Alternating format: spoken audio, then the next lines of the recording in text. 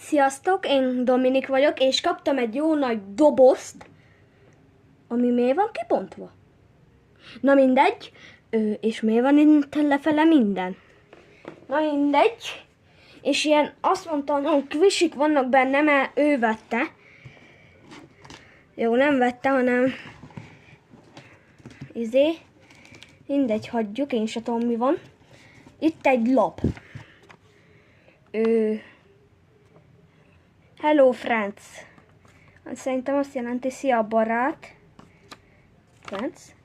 Friend, szia barát.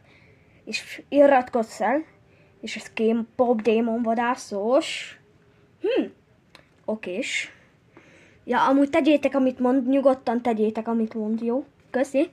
Fú, de nézzük ezt az első doboz fellét, mert szerintem 2 részre lesz bontva.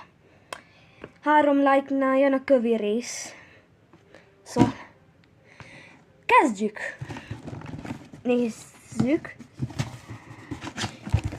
Kibontom ezt a jó nagy dobozt, amiben, nézzétek meg. Lesz benne Labubu. Aha. De ez nem kiment a divatból. Elsőnek nézzük meg ezt. Arrébb viszem a dobozt, ide mellém. Ez nő? What? Ez a kínai YouTube? Ja, amúgy igen, kicsit meg van gyűrődve, látom, mi történt ezzel útközben, mikor kaptam. Mindegy, ez az első. Na, meg is kaptuk a Labubút. Ez a rózsaszín. Talán. Mindegy, nyomkodni jó, az biztos. Ide kiteszem. Így sarokba, hogy mik is vannak. Nézzük a kövét, szerintem ebbe 3-4 fog beleférni. Ez Minecraftos. Ebbe hol a K-pop démon vadász? Mindegy. Egy ilyen portál. Jó. Elfogadom.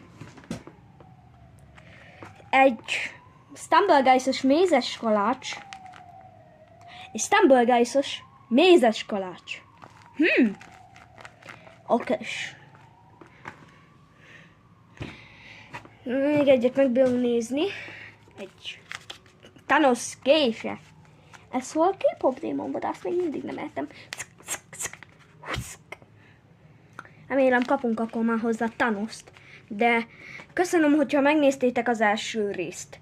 Sziasztok! És ne felejtsetek el felülre